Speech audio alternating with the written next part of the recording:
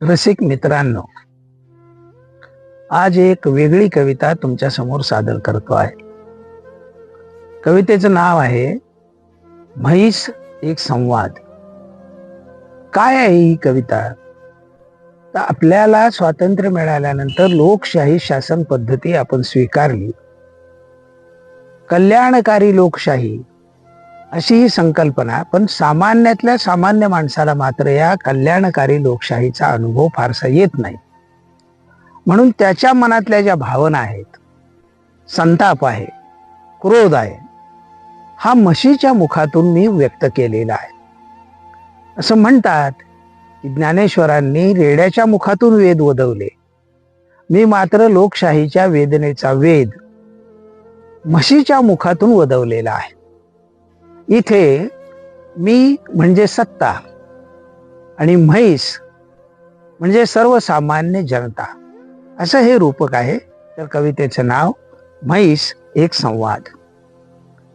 रोजच्या सारखा काळ्या करंद पहाटेला उठून कासंडी घेऊन मी म्हशीच्या गोठ्यात गेलो, तर ती शिंग रोखून ठिसकारली.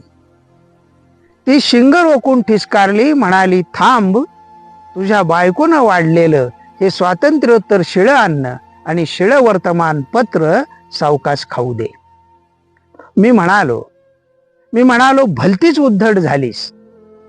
ती म्हणाली, खून, दंगली, कत्तली, जाळपोळ, लुटालूट, अत्याचार, बलात्कार, हवाले, घोटाळे, महापुरुषांच्या पुतळ्याच्या विटंबना असल्या बातम्या खाऊन दुसरे काय होणार? असल्या बातम्या खाऊन दुसरे काय होणार? कारल्याच्या वेलाला काकड्या कशा येणार? मी म्हणालो, तरीच तुझ्या दुधानं माझी पोरं बिघडली. मी म्हणालो, तरीच तुझ्या दुधानं माझी पोरं बिघडली. अजून अक्कल शिल्लक आहे तर म्हैस गडगडली. मी संतापलो, खबरदार. ती गरजली, होशियार. मी म्हणालो, ही तुझी हुकुमशाही आहे. ती म्हणाली, तुम्हा माणसांच्या इतिहासाची हीच एक ग्वाही आहे. अरे 50-50 वर्षात झेंडे, सदरे आणि टोप्या बदलून डोकी बदलत नसतात, इतिहासही बदलत नसतो. मी चष्म्याच्या काचा पुसत म्हणालो, अगं हा लोकशाहीचा संक्रमण काळ आहे. तर ती छद्मीपणाने म्हणाली, नपुसक बुद्धिवादाचं हे नवं बाळ आहे. मी म्हणालो, फार उद्धट झालीस. ती म्हणाली, तरी रोज एकाच वर्तमानपत्राची पानं खाते. मी म्हणालो, तुम्ही जनावरांनी हल्ली नीती टाकली आहे. ती म्हणाली, 8 वर्षाच्या मुलीवर 60 वर्षाच्या म्हाताऱ्याचा बलात्कार बातमी माझ्या आजीने खाल्ली आहे. मी म्हणालो, मरू दे दुधाचे काय? ती म्हणाली, माझ्या मागण्यांचे काय? मी भांबावलो, कसल्या मागण्या? ती म्हणाली, गोठा स्वच्छ हवेशीर हवा, डास माशांचा उपद्रव फार, मस्किटो कॉईल लावा, हिरवा चारा, सुग्रास पशु खाद्य, वैद्यकीय सुविधा न मिळाल्यास संघटना, संप, मोर्चाचा अधिकारही हवा. मनोरंजनासाठी